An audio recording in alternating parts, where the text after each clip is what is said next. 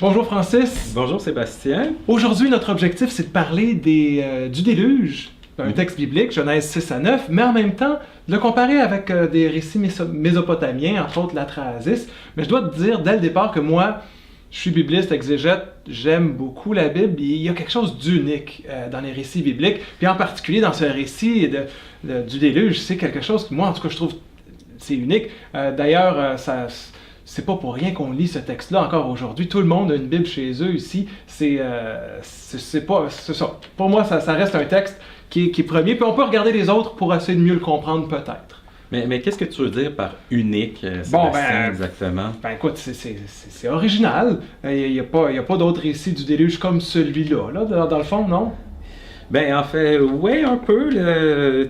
C'est-à-dire qu'un récit de Dieu qui veut détruire toute l'humanité, on retrouve ça, c'est exactement le récit qu'on a dans l'Atrahasis, donc Ouais. dans l'épopée d'Atrahasis.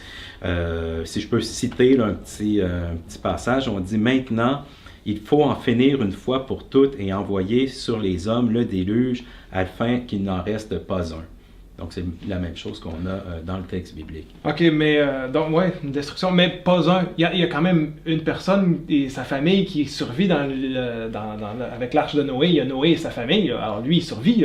Oui, mais Ça, c'est intéressant. Oui, c'est intéressant, mais c'est pas unique non plus Non. au texte biblique. C'est la même chose qu'on a dans l'Atrahasis, dans l'épopée d'Atrahasis.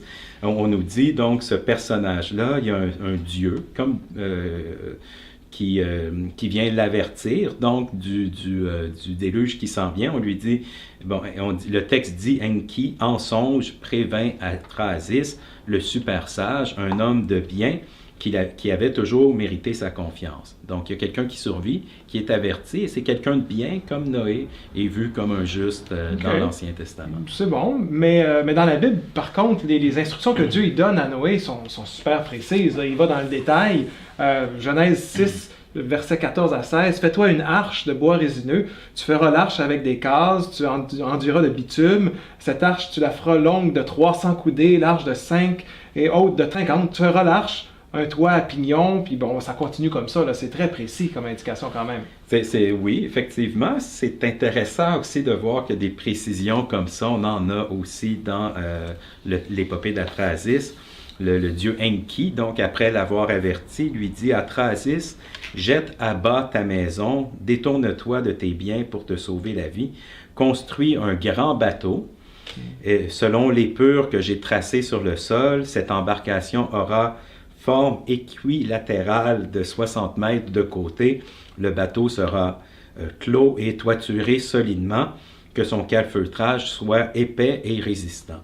Donc, comme dans la Bible, on a beaucoup de descriptions. Bon, ben avançons dans le récit. Il y a Pas grand-chose d'original non, dans le mais texte pourtant, biblique, ok. sincèrement. Moi, ce que j'aime, j'ai un petit enfant, j'adore lui raconter l'arche de Noé parce qu'il y a des lions, des écureuils, des girafes. Tous les animaux s'y retrouvent. C'est fantastique à raconter ça à cause de ces animaux qui sont présents. C'est vrai que c'est quelque chose que tout le monde connaît du texte du déluge, mais Sébastien, on a ça aussi, c'est pas original du tout, on a ça dans l'Atrahasis, qui est un texte plus vieux que le texte biblique, et on dit, après y avoir chargé ton froment, tes biens, tes richesses, embarque-y ta femme, ta famille, ta parenté, tes ouvriers, ainsi que des animaux sauvages, grands et petits, et des oiseaux du ciel. OK, ben dans ce cas-là, peut-être que la destruction, c'est tellement terrible. Tu sais, on raconte ça à des enfants, le déluge, mais dans le fond, tous les écureuils meurent sauf deux. C'est quand même quelque chose. Mais cette destruction, aussi terrible qu'elle soit, ça c'est quand même unique au texte biblique, non? Non, Sébastien, malheureusement, là, dans le texte biblique, dans le texte de l'Atrahasis, on dit, et c'est très, très violent, on dit les siens et les animaux, donc ceux d'Atrahasis, venaient juste d'embarquer dans le bateau quand un vent furieux remplit les amarres et libéra le bateau. Alors le soubassement de la terre se décolla, les étoiles elles-mêmes furent déplacées, de profondes ténèbres cachèrent le soleil, le fracas du déluge épouvanta les dieux eux-mêmes, partout, pourtant tous réfugiés en leur demeure céleste. Donc c'est vraiment quelque chose d'effrayant qu'on a dans la Trasis. Donc, il n'y a pas d'originalité, Sébastien. Tu as parlé tout à l'heure là, des oiseaux qui étaient aussi présents. Bon, dans la Bible, ces oiseaux-là, ils ont un rôle à jouer. Le corbeau d'abord, puis après ça, la colombe va aller avertir que le déluge est fini, qu'on va pouvoir aller sur la terre ferme. Non? Sébastien, c'est dans ton texte? C'est dans mon texte encore une fois. Okay. Ces idées-là, hein. En plus, la colombe, on l'envoie une fois. 7 jours après, on l'envoie une deuxième fois. Oui, 7 jours après, on la renvoie. Oui, le chiffre 7, c'est important dans la Bible. Oui, et on retrouve exactement la même chose dans la Trasis. Hein. On dit, je cite une fois de plus, « Au bout de 7 jours, le vent se calma, le bateau cessa d'être ballotté. Atrasis lâcha une colombe, elle revint, ne sachant où se poser. Il lâcha une hirondelle qui revint également. Enfin, il lâcha un corbeau qui ne revint pas. Alors, il lâcha tous les oiseaux. » Donc, on voit... Mais quand même, on voit qu'il y a quand même plusieurs éléments qui se ressemblent jusqu'à maintenant. Peut-être à la fin, bon, moi j'ai toujours trouvé ça un peu paradoxal. Il sauve les animaux pour pouvoir les sacrifier. À la fin, il offre des animaux en sacrifice une fois qu'ils arrivent sur la terre ferme. Ce sacrifice-là, c'est quelque chose qui est unique à la Bible.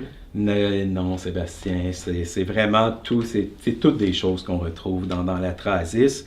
Dans la Trasis, on dit, je cite encore, hein, « Lorsque les eaux se furent retirées du haut de la montagne, Atrasis débarqua et prépara un banquet à la gloire d'Enki, qui est le dieu qui l'a sauvé. L'odeur de la bonne chair attira également les autres dieux. » Hein? Puis on a la même chose dans le texte biblique, on dit que Dieu a aimé respirer l'odeur du sacrifice. Donc, il n'y a pas d'originalité là non plus, Sébastien. Oui, c'est quand même...